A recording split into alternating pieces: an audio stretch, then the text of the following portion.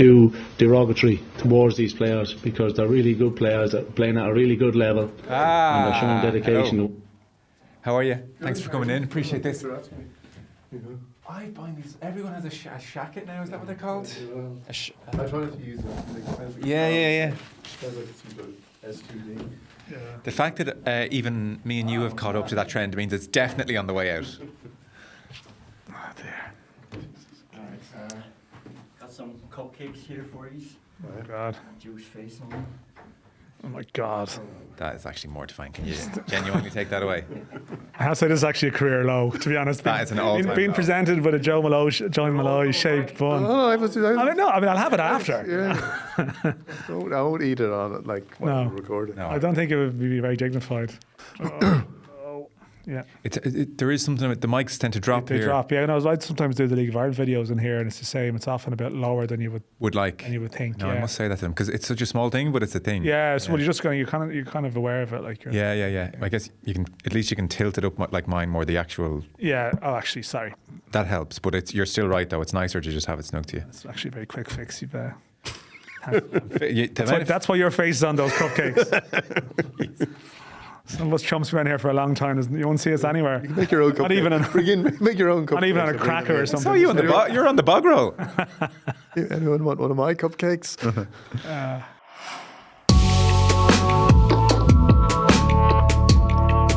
Republic of Ireland against Finland in Helsinki. This is the third match of our intrepid Nations League journey 2024, swiftly followed by Sunday night in Athens. Very happy to say, ahead of flying out this evening to Helsinki, Dan McDonnell of the Irish Independent here in studio. Hey, Dan.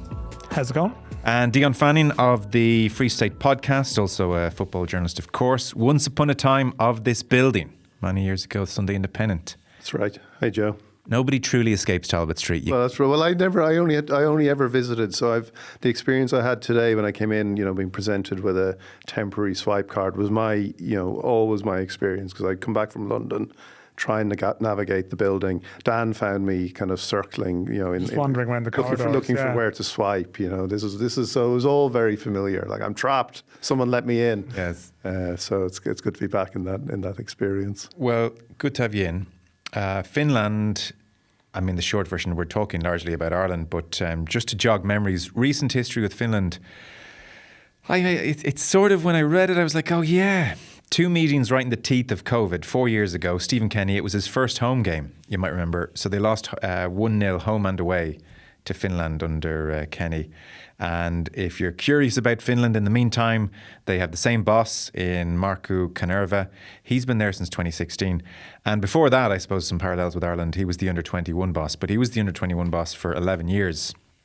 And Euros, they got to the playoffs. Unlike ourselves, they got to the playoffs and lost to Wales.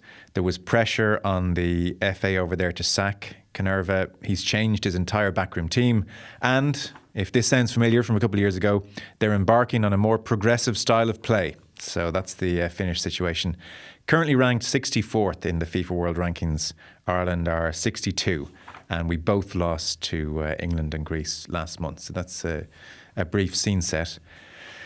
Dan, Heimir Hallgrímsson, are you impressed by him? What strikes you about him over the last month? Impressed by him. I don't know. That's a difficult one to answer. I probably haven't spent a huge amount of time around him, I suppose, at this stage. He was announced sort of during the Euros. I sort of wasn't as unveiling. I did a few things after. I wasn't really around, so probably had a sort of a shallow enough level of interaction really at this stage. He is definitely someone who I think is quite confident in his own in himself. He's not sort of there's nothing sort of showbiz about him. He's sort of quite, his demeanour is sort of very much, he'll sort of say what's on his mind, I think, which obviously at times maybe hasn't always helped him. I think last month, sort of I was asking some people around the FAI when he made the comments about, say, I don't know enough about the players at this stage, which I think is really strange. And I think, I'm sure we'll discuss that. And then the comments where he appeared to be sort of delegating a lot of responsibility to O'Shea and John O'Shea and Paddy McCarthy. And And then obviously there was a little bit then, he was a little bit more active on the sideline against Greece, which I did think, okay, that's a little bit unusual. That seems a little bit reactive to it. So maybe not as confident as you might think. You maybe feel the need to respond to it.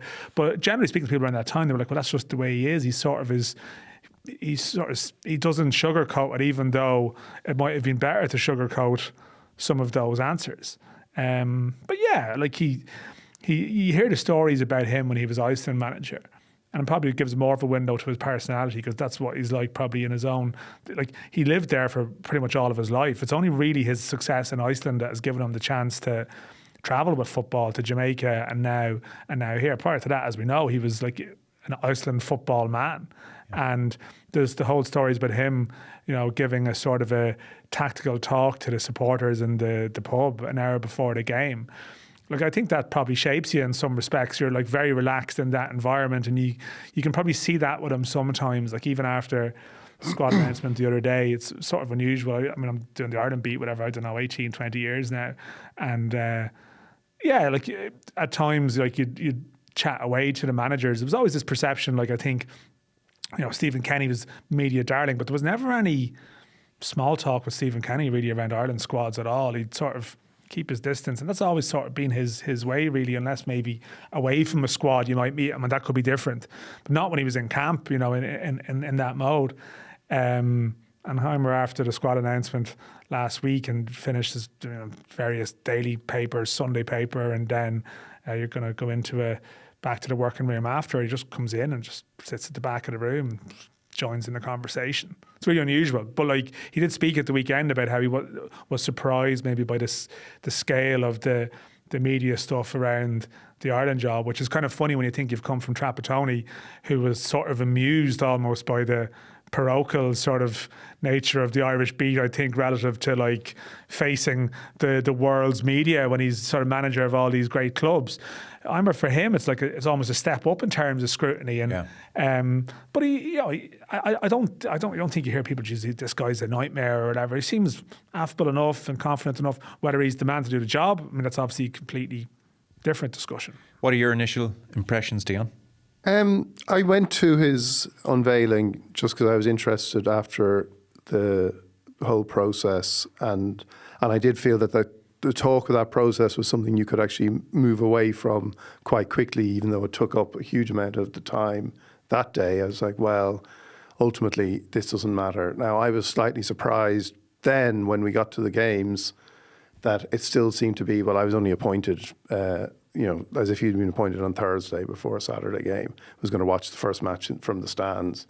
And as Dan says, then he seemed to respond to that, or react rather than respond to that by being more active. So when I hear him speak certain things, I hear him say, I think that makes sense. That does make sense. The stuff he said about getting a settled team, like there isn't, and I think that's probably right with the players we have. There's not a huge, you may as well have a settled team because the difference between some of them is marginal. I think he's a journeyman manager. We're a journeyman team. So I don't think we can be saying, surely, where's Pep Guardiola? We've got a manager that actually probably there were better managers out there. If the FAI had pursued it in a different way, they could have got better managers. But I don't think necessarily we should be wondering why we haven't got a more accomplished manager or a manager with a greater CV. I think he has been clearly. I think there's it's interesting what he said about the job and the media, because Martin O'Neill also said that. He was supposed to have privately talked to, I think it was David Moyes or somebody he was meant to have confessed, like the Irish media, they're unbelievable. Like they're just, and now that's O'Neill, and O'Neill, we all had our experiences with O'Neill, who again, I've interviewed O'Neill. The only times I interviewed O'Neill properly was before and after he was the Ireland manager job, and had a totally different experience with him than when he was Ireland manager. He was prickly and difficult, and whereas before, and you're coloured by this, when he got the job, I thought, this is great. We're all gonna have a great time with Martin O'Neill, and then he was how he was. But I think the Irish job, from a media point of view, it is quite relentless. Now, it's extraordinary how it's gone with Hallgrímsson in terms of, losing the first 2 matches under pressure already. Suddenly the end of his contract seems quite, you're like, it's kind of looming into view already. He's talking about, maybe I won't actually move to Ireland. I'm only going to be here. I'm going to be here as long. And you've got a housing crisis. I can't find anywhere to live anyway. Maybe Simon Harris will blame Hallgrímsson for the housing crisis next. He suddenly looks like a very temporary. Yes, someone said that yesterday in the panel. I feel like he's just going to be here and then gone just as quickly. Yeah, but I think there is something in that. There isn't, the media around the Ireland manager. We are looking for, and this is why I remain. If only he could have won a few matches. I was going to say, I remain a Stephen Kenny advocate in principle. I accept he couldn't continue in the job any longer because results were so bad. But the general idea of what he wanted to do had some merit, and I think Hallgrímsson really, on the other hand, he's been stunned by just that appetite from the media for somebody to fix this, fix this problem, because Irish football, and it is really, it still takes up a disproportionate amount of, and the discussion about the manager within that framework and what he's doing takes up a disproportionate amount of time in football coverage, because let's face it, there's an awful lot of, when the players couldn't get, and I don't cover the Ireland team like I used to, so maybe I'm wrong, but when players get put forward, I imagine, one of the things that made me relieved that I never had to, I didn't have to cover it regularly was... This is Dan's life you're talking about. No, but Dan makes it interesting. Dan actually makes it interesting. But I think, when you sit down, you go, okay, I don't want to pick on one player, but who's going to write up the Kieran Clark quotes?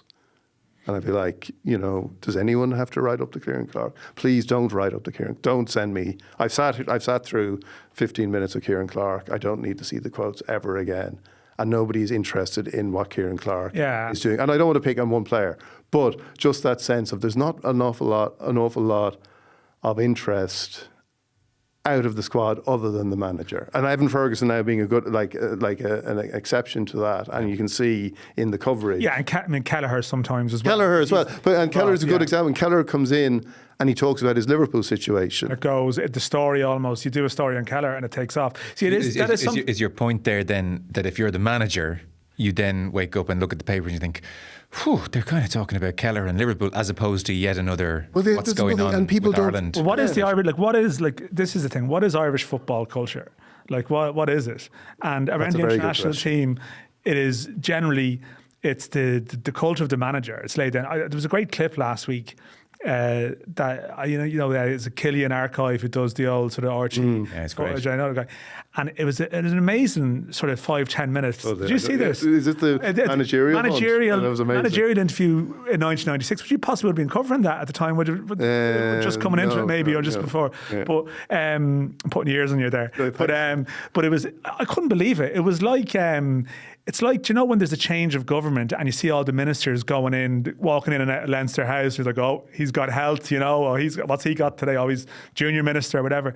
And this series of Premier League years managers turning up at a hotel in Dublin to be interviewed publicly, not publicly interviewed, but as in they're coming out afterwards. How did it go, Mike Walker? Yeah, he's getting a taxi. Joe Kinnear was a working manager at the time. It's been when you think about this, where the Irish job sat. I mean, it was a big gig at that stage as well. Who else? Liam Brady's in the lobby. Dave Bassett outside. But the other thing was that this is a very boring point. But was that the airport hotel? I think it was the airport. It was like these. And I think the report by Tony O'Donoghue was something like, the FAI had hoped to meet in secret. It's like, well, maybe don't meet right where everybody meets for every Irish football gathering happens at the airport hotel. If you you didn't really put any effort into meeting in secret. But then you had the three FAI officials are again they're posing for photographs, holding a briefcase like they've got the budget ready or something, right?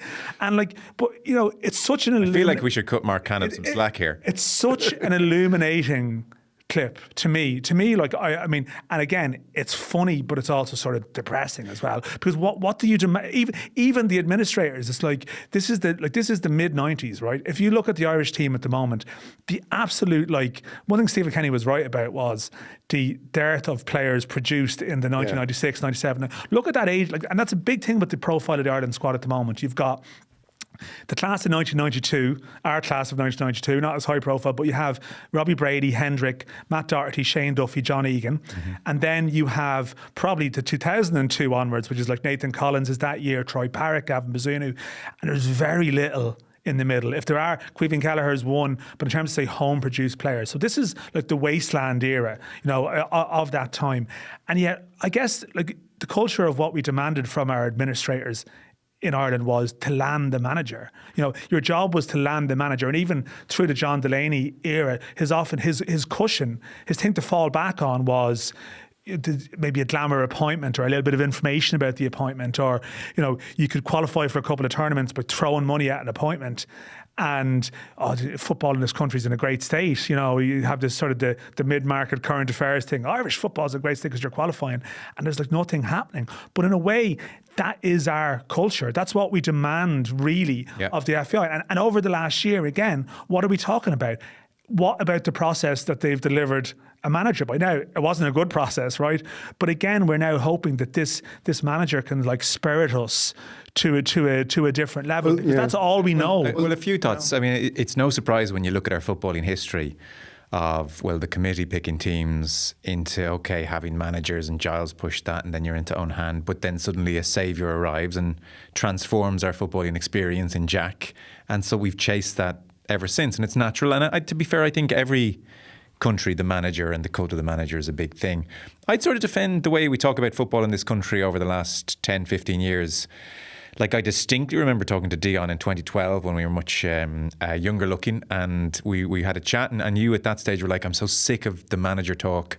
Football is in crisis in this country. I think for the last at least 10, if not 15 years, I think the way we've talked about football has been a touch more mature and rounded, and we talk about the FAI a lot, we talk about the problems a lot, but, like, it's only natural. Of course we're going to be interested in the manager. If Heimir Hallgrímsson is not a good manager, then we're in for another bad 18 months, because just to remind everybody, he could be a good manager and he could still be in for a bad. And this comes back to that, as Dan said, and this comes back to that Kenny point of, actually, we've got to do something that's broader, that's bigger, yeah. And people got tired of that, and I understand why they got tired of it, but I actually, as somebody, again, who moved from going to matches in the press box and going to matches in the stand and going with my son, the atmosphere around some of the Ireland games under Kenny were actually something that was really enjoyable. Yeah, I remember talking to you in particular, felt a connection to it, and it felt vivid, real. Now, again, it disappeared. But the other thing is, and it's funny you go back to 2012, because I was going to mention, and being in Talbot Street, it comes back to me, because you won't find this piece online. What else comes back to you? I'll get into that later. But I wrote, after the Euros in 2012, I wrote a piece about what Irish football needed to do. We'd lost every game. I talked about other countries who'd done various things. I talked to a coach, Marco Sullivan, who in Sweden, a guy from Cork. I talked to somebody else who had provided some money for the FAI to the Emerging Talent Programme. He delivered the line that the FAI will say anything to get your money, but it won't go where it's supposed to go. That line appeared in the copy. We got a long letter from the FAI pointing out that, pointing out the greatness of the Emerging Talent Programme, how Ireland had won various games against underage teams, all this kind of stuff, and then making a defamation claim about that line. Okay. Piece was taken down. Now, I'm not saying if that piece was online. I'm not making the point that if that piece was online, we could have saved Irish football, but. The sentiment rings. The point is that this is how, and we know how football was managed under John Delaney. Yeah. But this is how debates were dealt with. We're going to object to everything you say, and also we're going to put in a defamation claim. Yeah. And for various reasons, which I won't go into here, it was like, okay, let's just take that down. The debate was possibly stifled a touch. Well, no, yeah, but it was just, but the point is, so you bring up 2012. Yeah.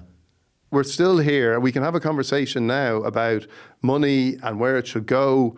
And I'm hugely sympathetic in principle to what the FAI are trying to do. I heard you talking about it last week with John Green and talking about how they've blotted their copybook with the government.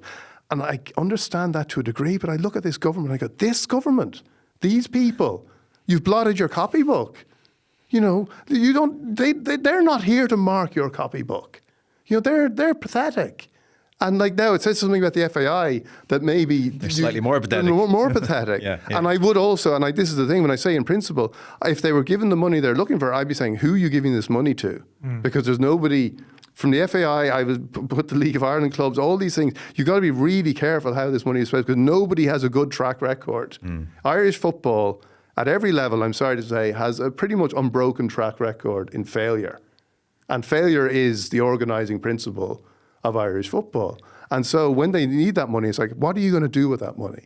But equally, they are, because, and I'm involved in my son's club, I'm involved in all these things, and you see everywhere, you're crying out for facilities, you're crying out for something.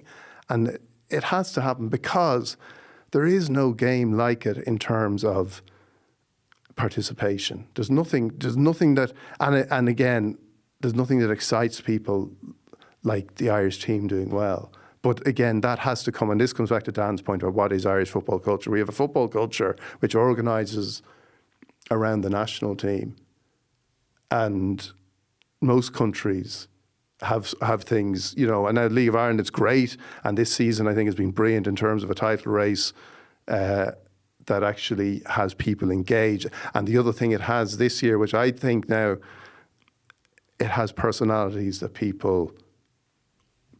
penetrate beyond the League of Ireland. Yeah, no, of course. And I said this to somebody, a friend of mine who's involved in the League of Ireland. I said, how many people do you think in the League of Ireland, in League of Ireland football would be recognised on a main street in Ireland, as a sports person? And I don't think there's that many still. I'd say Duff and Stephen Kenny, maybe Bradley. Yeah. Player-wise, very, very few. Yeah.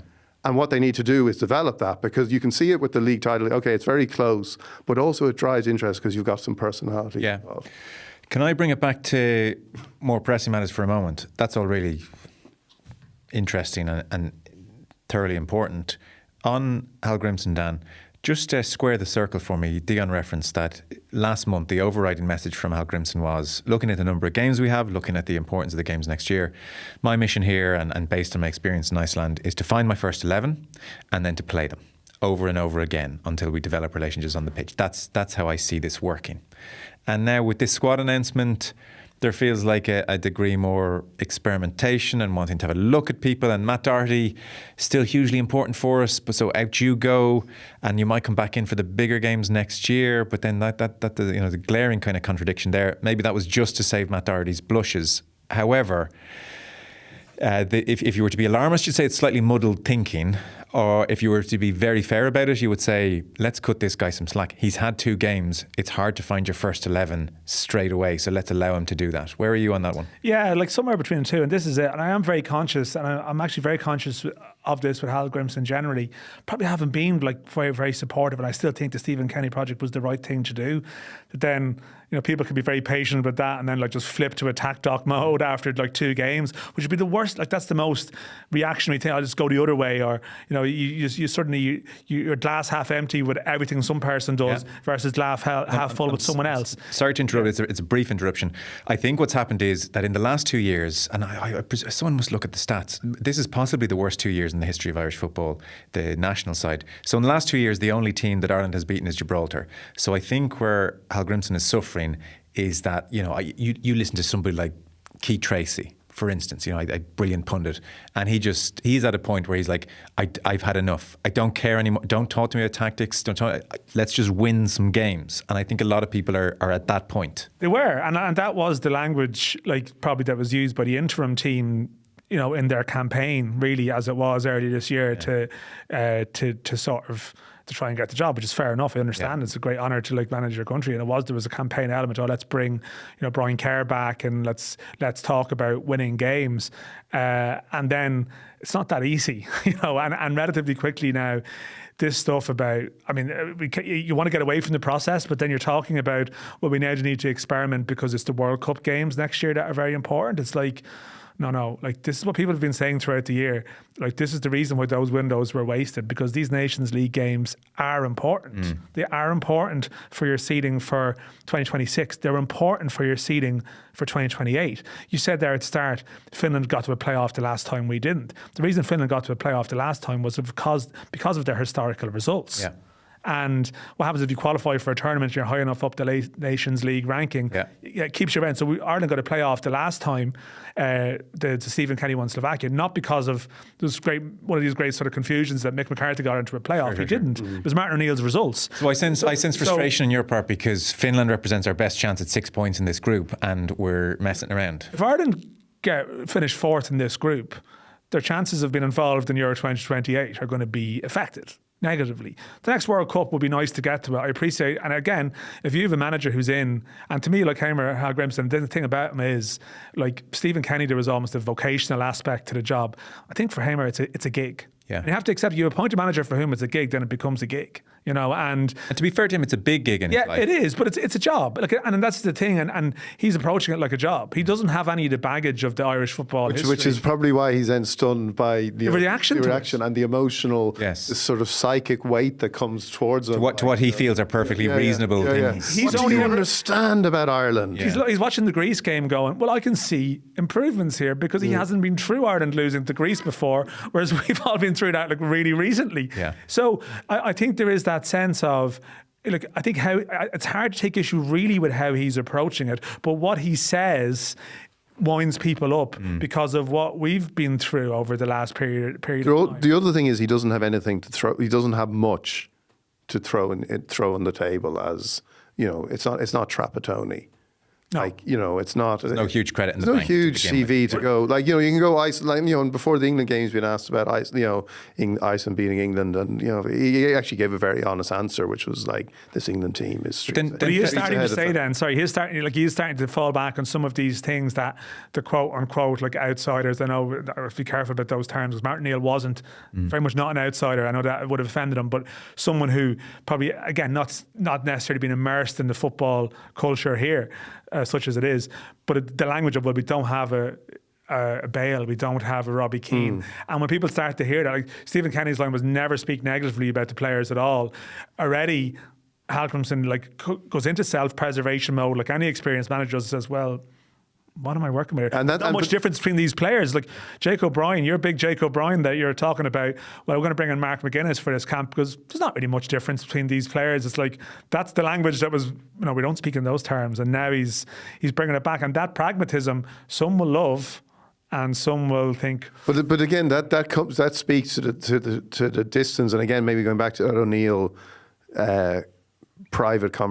supposed private conversation about the media, because the managers, and you know, Trapp had that too. Like, you know, I remember, what did he say when James McLean came on? You know, like, from like Pele. It was like Pele or Messi or whatever. Sorry, we build up. We get very and look. I'm with them, Dion. No. I think we all do need to have a bit more self-awareness about the way we're going on about the team and chill out a bit and be a bit fairer to this manager. That's fine. That comes back to then what are we doing this for? Like, what are we doing with the Ireland team? What do we want from the Ireland team? To qualify for a major. Is that it? Like 2012. By extension, puts more pressure on the manager to. But also 2012 we qualified for a tournament and it did nothing for us. Well, sorry, I don't understand. I separate what's going on in Irish football at large with what the national team are doing. I separate it. I think we get to a major tournament, we have a shot at it, everybody had a good time, it would have been nice to win a game, we didn't. But 2012, that's okay with me. The problem with 2012 is the gnawing frustration was that in the background there was nothing happening domestically with the game. So I think all the international managers, they don't need to think about League of Ireland. They don't need to think about underage structures. It's not their responsibility. He has to come in and do his job, and that is absolutely fine by me. Well, Martin O'Neill, the day he took over, said, I hear we've got a great couple of 16-year-olds in the underage squad, but what good is that to me? I think that's a fair comment. How long was he in the job?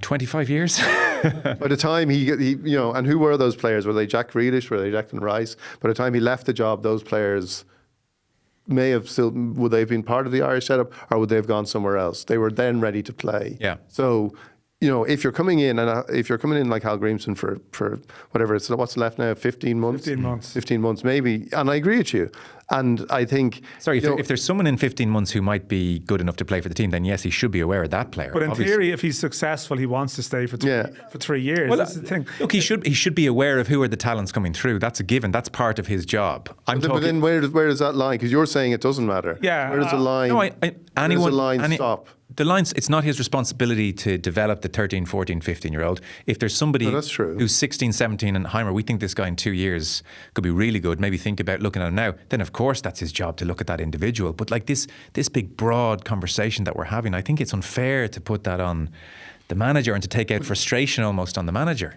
But I wonder, that's what I mean. I wonder, okay, if he wins some matches, then lots of this disappear. I thought it, like watching people boo after the Greece game, and again, there is a football culture point to be had here because there's people going to Ireland matches, and it's, you know, I don't know. I just feel if you had a really thriving, healthy, proper football culture, this would be the top. This would be the icing on the cake, rather than it's. And you know, we talk about the attendances, which is great again in for international matches.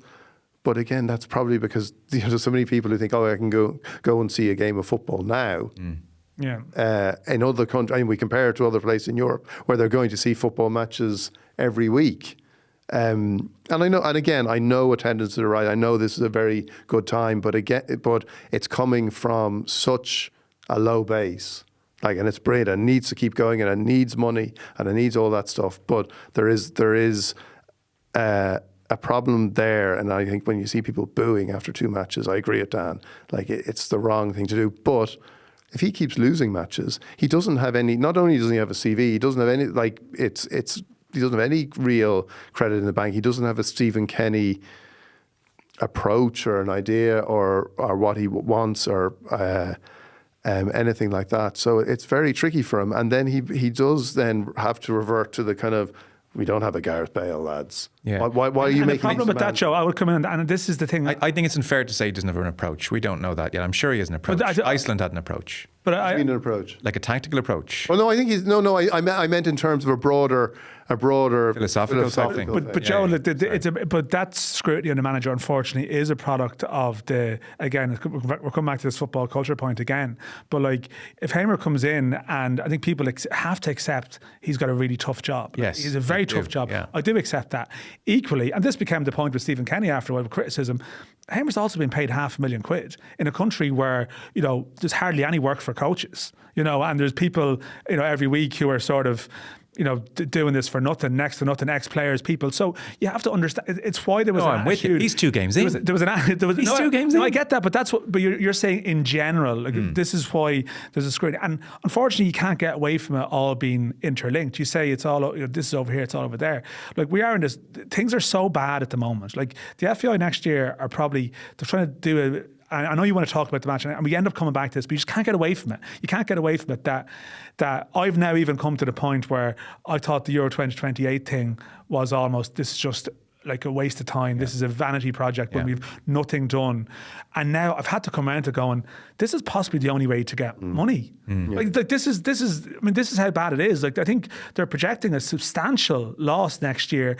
And sadly, this is the product of our culture that's come over a period of time, is that you need the senior team to win, because we're that broke otherwise. This is the only quick hit finance you can get, because they can't get any.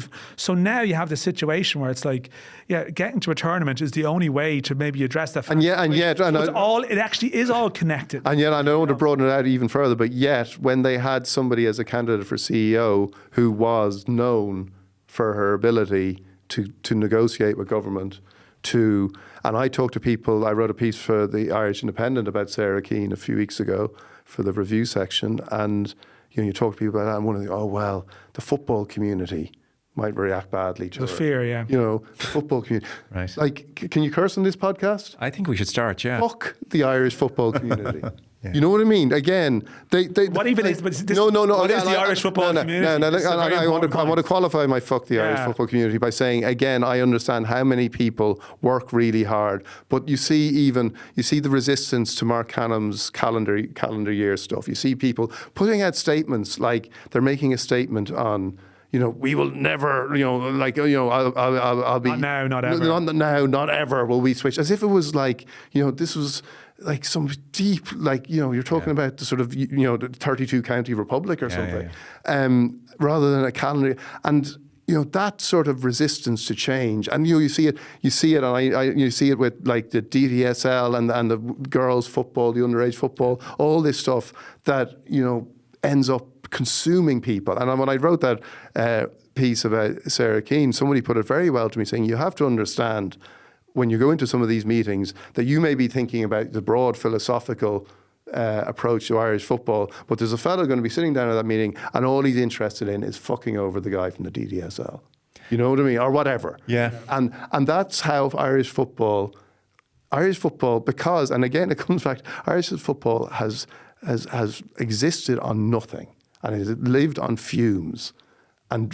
And as a result of that, whatever has been available, people have had to scrap and fight and ultimately turn. Like I remember when Brian Kerr became manager and that great scene in the Shelbourne, everyone, this is a brilliant day for Irish football. And there was hundreds there and this is momentous.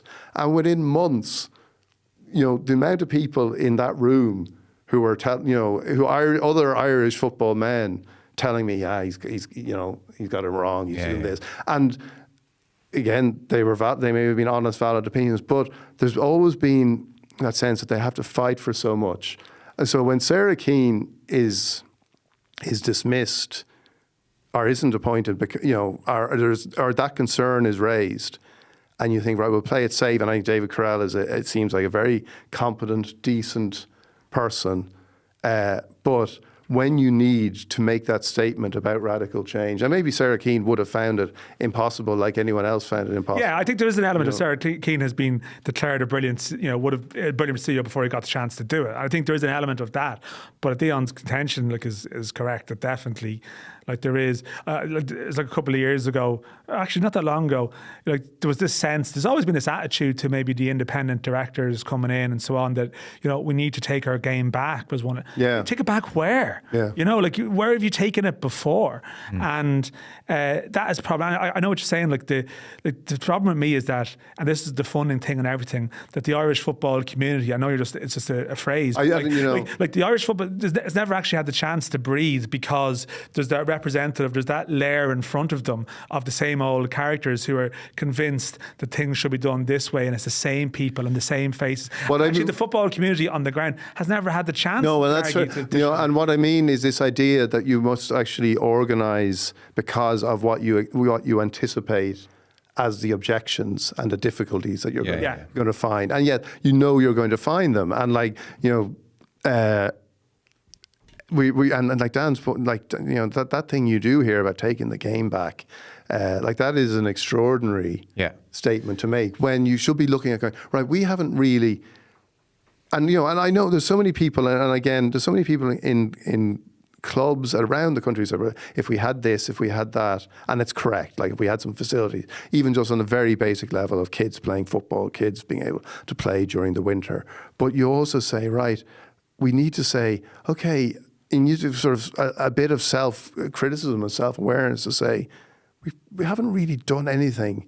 We haven't got much, but whatever we've got, we must look for help, and maybe we need outside help, and we need new ideas, because what we've done with what we've had hasn't really got us anywhere. For the remainder of the podcast, we are talking about the 10th of October 2024. Is how we're going to finish, when Ireland will play Finland. On the Greek performance, the England performance, I think we'd agree, there's no point talking about it. It was just so awful. The Greek performance obviously was a 2-0 defeat. I reminded myself of it this morning. The first half was not bad. It was not bad. There was a real attacking threat down the right-hand side. Malumbi was hitting these 30, 40-yard rakers. He had one of his best games for Ireland, I thought. One of those 30-yard rakers was to Ogbene, who chested and volleyed, and it was the greatest goal he's never scored, the offside. Will Smallbone had a licence to get forward and did, and he was running in behind Ogbene and getting to the byline and pulling balls back. No attacking threat down the left, granted. Defence was perfectly reasonable. It was a good first half. I think that's kind of been lost and forgotten a touch. It was a good first half, especially on the back of the England performance.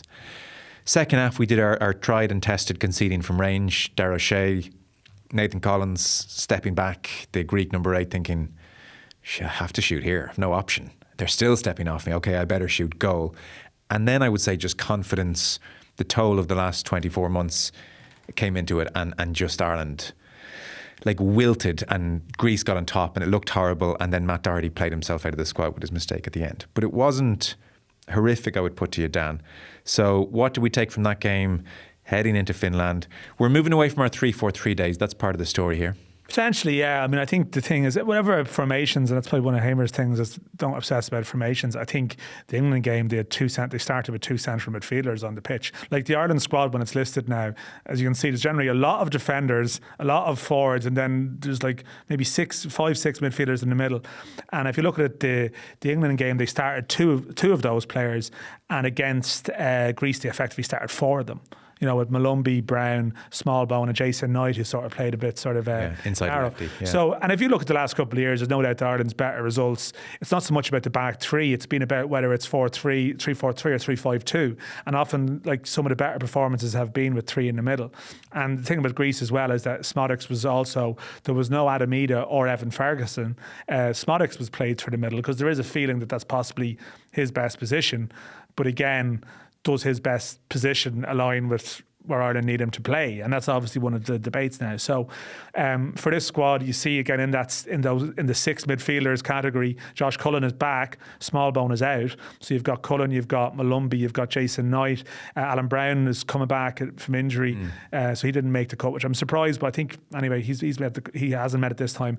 And you've got Jamie McGrath recalled, Finn Azaz, and there's one other player I'm trying to think who it is, Jack Taylor from Ipswich. Yeah. So the question is, like, will there be 3 of those on the pitch now on Thursday? And I would imagine that there will be. Will they have a back 4 or 3 behind them? We'll have to see, because the Matt Doherty thing was, and I think we spoke about this briefly last week, it's not to labour the point, but Seamus Coleman is unavailable. If Matt Doherty was a part of the future, I think he'd really be in this squad. Yeah. You know, you could maybe, if you had Coleman, okay, let him go. Ireland have always had full-backs, and now Ireland don't have full-backs, really. Omabamidele? Well, that's where he played in the last game. You see, you know, Festi Abaseli is possibly more of a wing-back, really, at heart. Okay. So, Callum O'Dowda was in the squad, and then he's dropped out, and they haven't called in a replacement again. It's like, well, surely you call some of these people who are still in your plans. So that would suggest that Robbie Brady at left back, or maybe Liam Scales is going to be the other left back. So I think what we'll see probably will be 3 midfielders and possibly a back 4. Yeah, possibly a back 4. And then it's a question of what is the potential shape of your front 3. Like Ogbene, you would imagine, would be involved. You'd imagine Smodics, but I think you probably have to play an Eder or a Ferguson in these games. Oh, I think so. We'll come to Ferguson in a moment. Before that, John O'Shea yesterday, our former interim manager, was speaking. A couple of interesting quotes. If you tell me we're going to play terribly but beat Finland, we'll take it. That is now the new mantra. And here he is as well, talking about the derogatory way that we're talking about our players. I think it's one of them. I think we need to get away from almost that negative aspect of positions in the team and the squad and players, because the dedication and the sacrifice that every player and the levels these players are playing at, I think, is sometimes forgotten about. They're really good players, they're playing at a really good level, and I think it's a bit of not a nonsense, but we're kind of too derogatory towards these players, because they're really good players that are playing at a really good level, and they're showing dedication to want to come and play for Ireland. So I think we should be getting behind them a bit more. Thought that was interesting, Dion, because I would say in advance of Kenny, there was a raging debate about the standard of the players. Is it the players? Is it the manager and the system not getting the best out of these very good players? They're just waiting to be unleashed. If we could play more progressively and prepare properly, the way Martin O'Neill isn't, was kind of the tone of the conversation. I now think post Kenny, one of the unfortunate consequences of the Kenny era is that your average person is now of the opinion we just don't have the players, and I think that's what O'Shea is really picking up on there.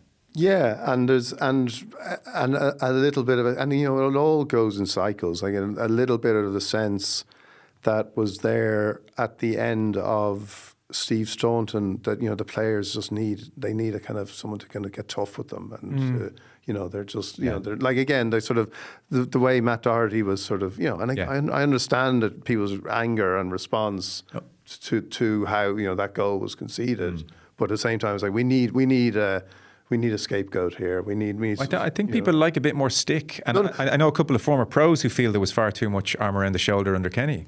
Well, maybe, but again, I think there's a cycle in it, and John O'Shea is now responding to that cycle because again, when Trapattoni got the job, I remember like one of the things that everyone was so excited about was they looked at the clip from Bayern, when he was like hammering the players and like they're all big time. Oh, don't get me wrong. In 3 years, and everyone was like, in 3 years, we'll be saying this new manager who's more holistic and wants to play progressive football is what we need. We like there is that boom and bust cycle. I get it.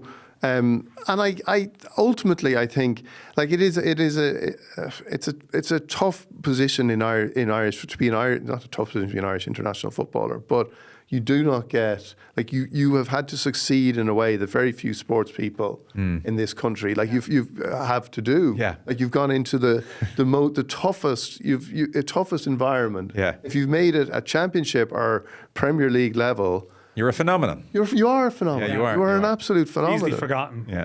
And like any of these players, if you anyone who saw these players when they were coming up through, schoolboy football in Ireland would be thinking, these guys are the best players. And it looks like we can't keep the ball for 10 minutes. And what's interesting about that, I think, has been pointed out elsewhere. Like John O'Shea, and I remember I spoke to him myself. It was after the Portugal game in June in Aveiro, and it was sort of the small huddle after.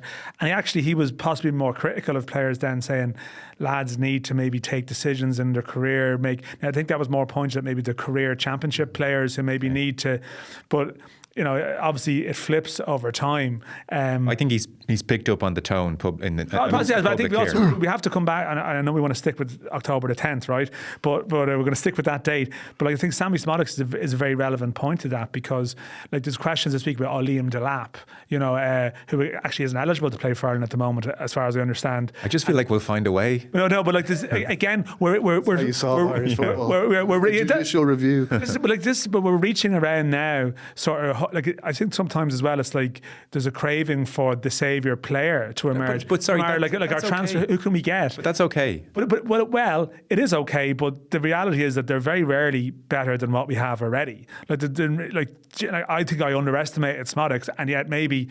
There was a sense, he's going to take us to another level. He can't do that. Like these players that you're recruiting now are coming in to join a squad of lower Premier Championship players, which individually is a massive achievement. I completely agree for all these players. Sometimes they're denigrated completely unfairly based on comparisons with the past. Like they're all very good players, and they probably should be better than the results that they've got.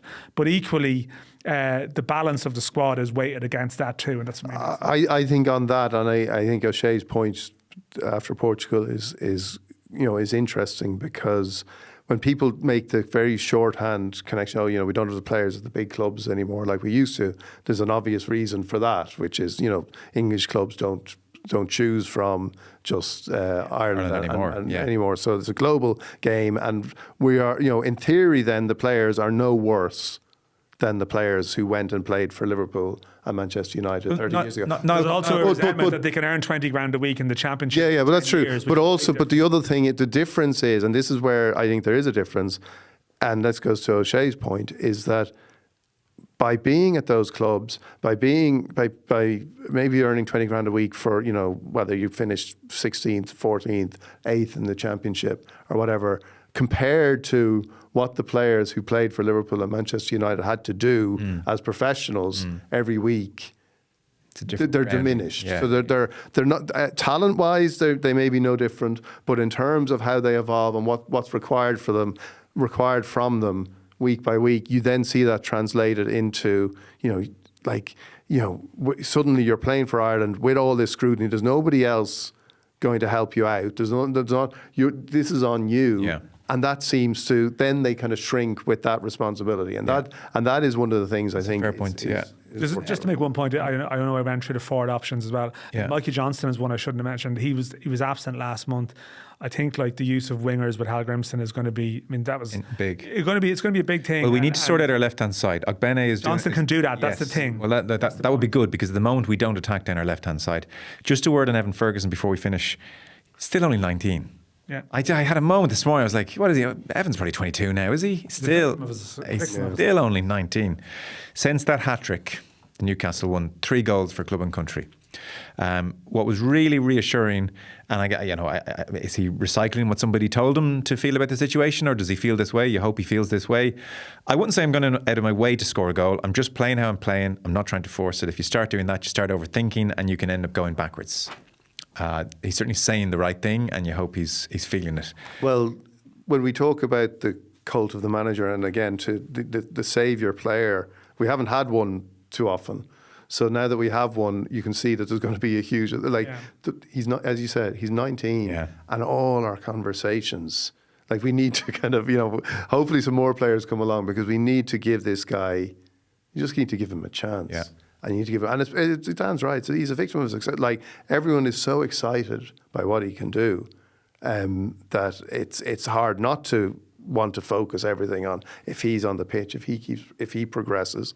Obviously, this season has started slowly for him, but we got to kind of moderate our own conversations around it, which is very hard to do because there's nobody else that we're going to get probably not as hopeful and as excited about. Is Ida, by the way? I mean, we're watching him in Champions League for Celtic. He's coming short and spinning in and running behind and finishing really well. He's looking like a real player at the moment. Yeah, Adam Ida was one, probably his divided opinion amongst probably even, I guess, ex-pros and stuff when he was getting the chance under Stephen Kenny. Some were like, what's this about? Others like, no, he could be the best of them. This is pre-Ferguson. It was of that Ida, Parrott, Aaron Connolly. I spoke to John O'Shea at a roadshow, an off-the-ball roadshow. They loved him, yeah. And he was like, this guy. Yeah. Yeah.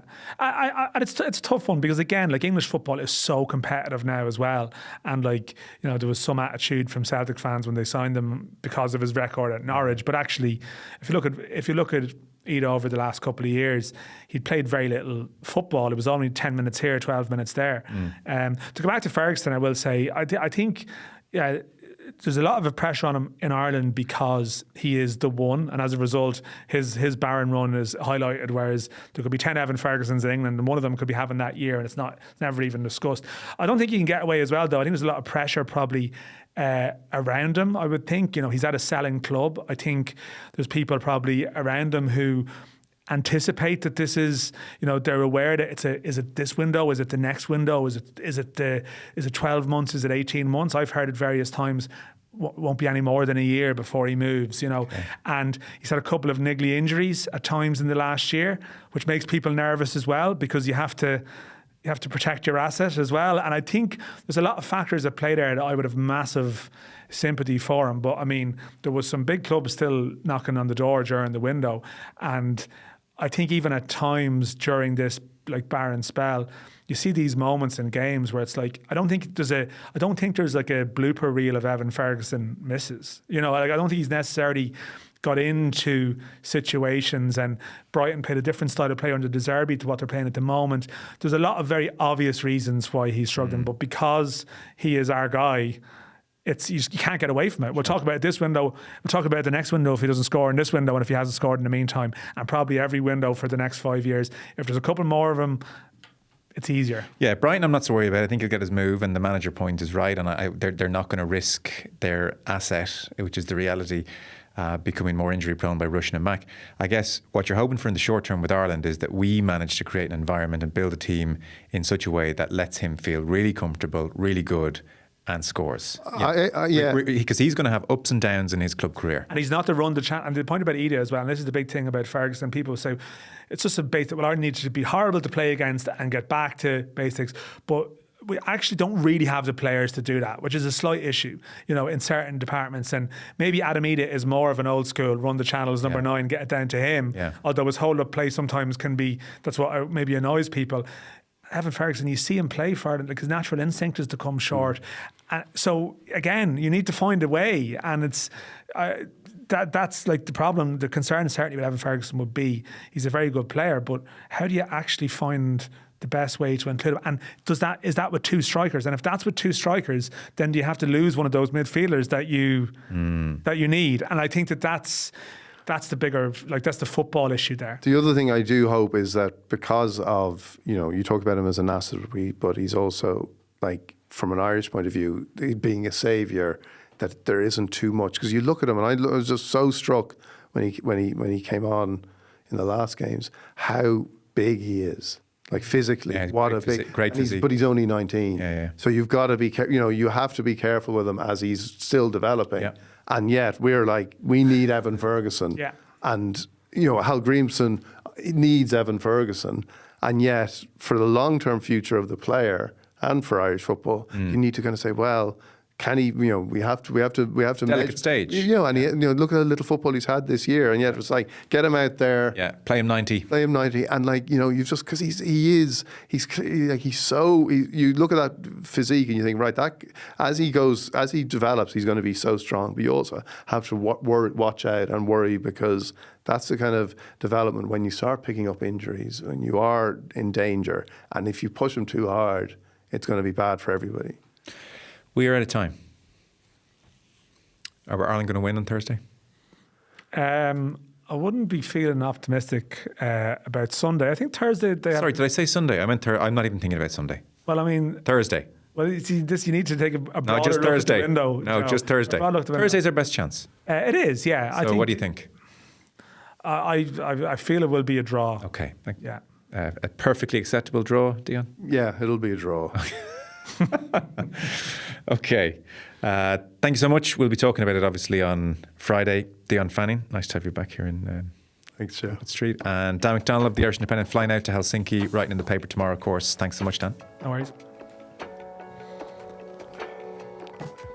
Woof. I might have to resign as chairman of Ducky United.